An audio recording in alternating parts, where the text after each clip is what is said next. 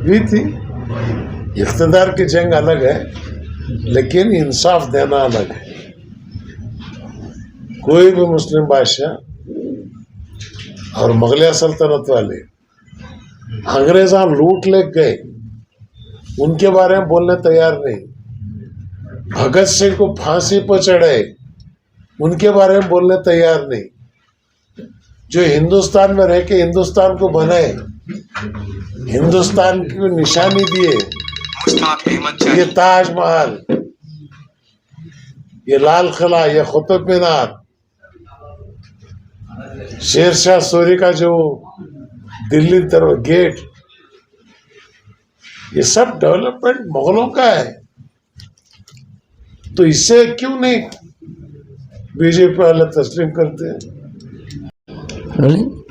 मैं रिजवान असद और आप देख रहे हैं नशीम न्यूज़। इस वक्त मेरे साथ सीम इब्राहिम साहब हैं, साबिक वज़ीर हैं, और हाल ही में बजट पेश हुआ है।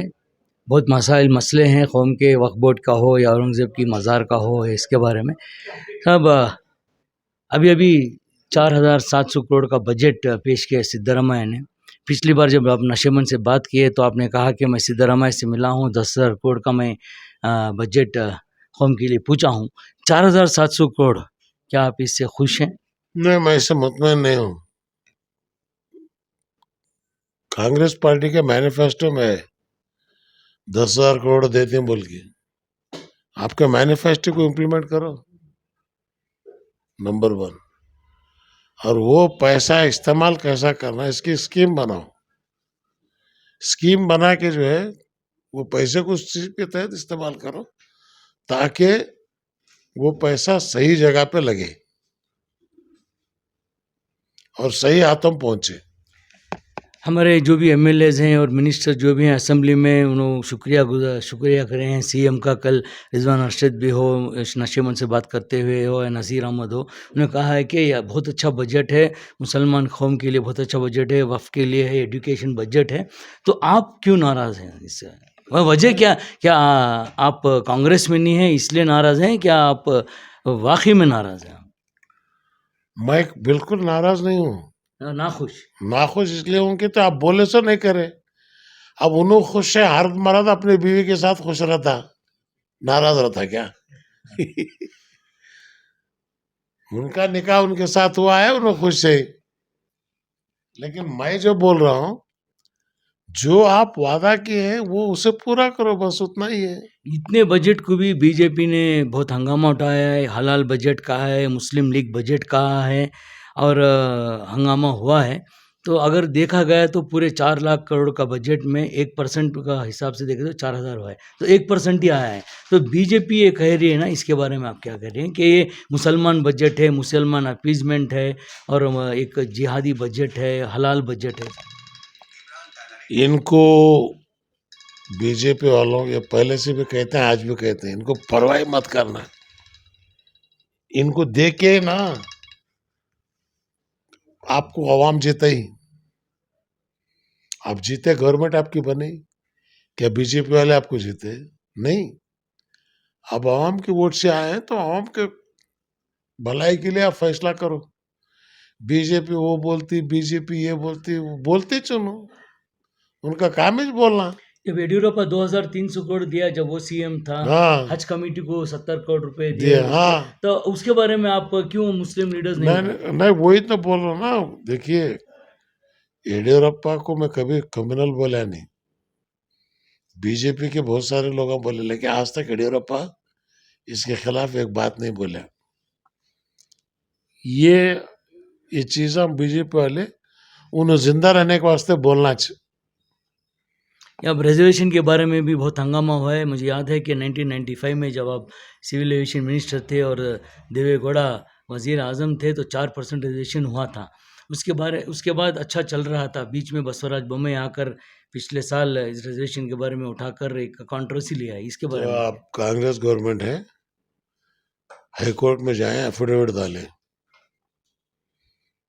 सुप्रीम कोर्ट में गवर्नमेंट जो है रिस्टोर कर रही है, बस इतना बोले तो बस है। और नोटिफिकेशन चेंज होना है कि उसमें जो है पठान, शेख, नवायत, मेहदवी, ये सबको भी रिजर्वेशन से बाहर रखे हैं। अब एक नई कॉन्ट्रोवर्सी हुई है, कॉन्ट्रैक्टर्स के लिए रिजर्वेशन है उसमें। मतलब कोई बड़ी चीज नहीं है। ये कॉन्ट्रैक्टर को 4% इससे कोई बहुत बड़ा फायदा होने वाला नहीं है। गुत्तेदारी में गुत्तेदारी है बस। ऐसे कॉन्ट्रैक्टर बहुत सारे हैं, चाहे तुम्हें रिजर्वेशन दो नहीं दो, लोएस्ट रेट जो डालता उसे मिलेज मिलता।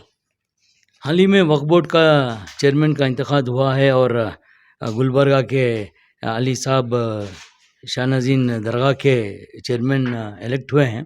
इसके बारे में बहुत कंट्रोवर्सी हुई है, मुखालिफत हुई है और रेजिग्नेशन भी होने वाला था। खरगे साहब ने इंटरफियर करके इसका मसला सुलझाया है। आप क्या कहते हैं वक्फ बोर्ड में चेयरमैन साहब के बारे में, अभी जो इलेक्ट? वक्फ बोर्ड बचे, सच्चाई को बचाए। मुबारकबाद दिया हूँ मैं चीफ मिनिस्टर को भी, खरगे साहब को भी, अच्छा काम किए। और जमीर साहब से भी मैं दरख्वास्त किया हूँ, जो हुआ हुआ। अब आप उनको कॉन्फिडेंस में लेके एक साथ होके काम कीजिए, यही भलाई है कौम की। इतने घपले हुए हैं, इतनी ज़मीन हमारी हड़प ली गई है और इसके बारे में कुछ नहीं हुआ। हमारे बहुत से वक्फ बोर्ड के प्रॉपर्टीज़ को खाता नहीं है, ना फेंसिंग है। इसके बारे में क्या कहते हैं? आप भी एक वक्त में मिनिस्टर रह चुके हैं। ये आप नहीं काम नहीं माइनॉरिटी के मिनिस्टर रह चुके हैं। इतने साल से क्यों नहीं हो रहा? इतना बजट आ रहा है, वजह क्या है इसमें? लोग पैसे पहुंचते नहीं या पैसे कोई खा जाते हैं या कोई इसके पीछे कोई और राज है कि क्यों वक्फ बोर्ड को अब तक हम स्ट्रीमलाइन नहीं किए, उसके प्रॉपर्टी की ने क्यों हमको खाता नहीं मिला है और क्यों बार बार ये कोई भी चेयरमैन आता है तो उसके ऊपर इल्ज़ामात क्यों आते हैं? ये तमाम चीजें पाक करने के वास्ते ये काबिल शख्स की जरूरत थी। आज अली बाबा साहब आए हैं, बड़ा संजीदा है। इतने दिन से कोई पाक नहीं थे। ये पाक थे लेकिन काम नहीं हुआ। आज वो काम होना है। पाक थे गलीज थे, काम से पता चलता है। और कल असेंबली में भी बिल वक्फ बोर्ड की बिल पास हुई कि वो उसको मंजूर नहीं करते हैं। सेंट्रल की जो वक्फ अमेंडमेंट बिल है उसके बारे में क्या? नहीं खैर ठीक है, मुबारकबाद देता हूँ मैं। इनके यहाँ पास करने से नहीं करने से वहाँ कोई फर्क नहीं पड़ता। सेंट्रल गवर्नमेंट है, इनकी अपनी राय दी है बस। अभी सेंट्रल लोकसभा में वक्फ अमेंडमेंट बिल पास होने वाली थी और आपको मालूम है मुस्लिम पर्सनल लॉ बोर्ड और दीगर मुस्लिम इदारे एक जंतर मंतर में कल एक बहुत बड़ा एहतजाज हुआ है इसके ख़िलाफ़ बिल के बारे में। तो आप किसी से राब्ता हुए, आप क्या कहते हैं? और ये बाकायदा वार्निंग भी दी है नीतीश कुमार, चंद्रबाबू नायडू को कि अगर बिल पास हुई तो मुसलमान आपको कभी माफ़ नहीं करेंगे। इसके बारे में क्या? देखिए, पर्सनल लॉ बोर्ड को पर्सनल लॉ बोर्ड बराबर का बना है। 4 आदमी बैठ को अपने आप को नॉमिनेट कर लेके बैठे तो नहीं होता। सही नुमाइंदगी मुस्लिम पर्सनल लॉ बोर्ड में आए और ये ताल्लुक तक पहुंचे। सिर्फ बेंगलुरु में या दिल्ली में बैठ गए।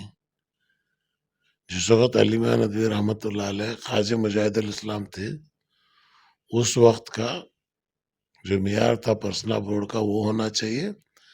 और पर्सनल बोर्ड का चेयरमैन जो है एक मजबूत आदमी, जिसकी आवाज के साथ लोग उठते हो, ऐसे आदमी को चेयरमैन बनना है। अली मियां नदवी ख्वाजा मुजाहिदुल इस्लाम और कल वे हमारे नदवी के बाद कोई मोतबर शख्सियत नहीं है। नहीं, कोई भी हो, अंजाम क्या होगा? नहीं अंजाम क्या है? वो एक बोलने वाले दबंग आदमी अगर चेयरमैन रहे तो ये गांव तक इनकी आवाज पहुंच सकती है। वो आवाज पहुंचना चाहिए। अभी हाल ही में औरंगज़ेब के बारे में बहुत बड़ी कॉन्ट्रोवर्सी हुई है, उनकी मज़ार को फोड़ने के बारे में बात हुई है और माहौल आप जानते हैं, इसके बारे में क्या कहते हैं? अब बीजेपी से इससे ज्यादा क्या एक्सेप्ट करते हैं? जिंदगी को नहीं छोड़ रहे, अब खबरें भी खोद रहे।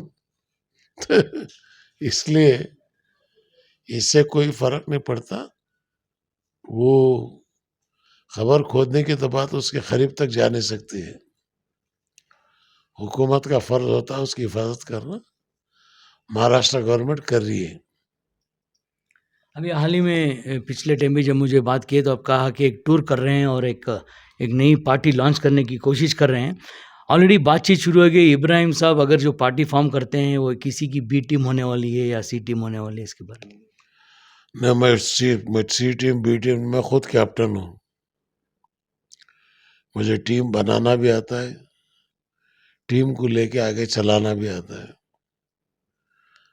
टूर करूंगा मैं, इंशाल्लाह देखेंगे उसका नवीयत क्या आएगी, फैसला उस वक्त होगा। मैसेज क्या देना चाहिए इस वक्त? मैसेज इतना ही है, रमजान का महीना है, इबादत कीजिए।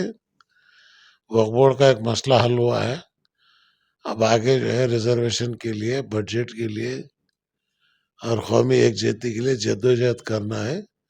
उसके वास्ते आप तमाम मुत्तफिक होकर आगे बढ़िए। सिम इब्राहिम साहब का कहना है कि वो नाखुश हैं, जो 4,700 करोड़ बजट जो अलॉट हुआ है नाखुश है, लेकिन इनको ये खुशी है कि वक्फ बोर्ड के लिए एक अच्छा चेयरमैन चुना गया है। मैं रिजवान असद, नशेमन न्यूज़।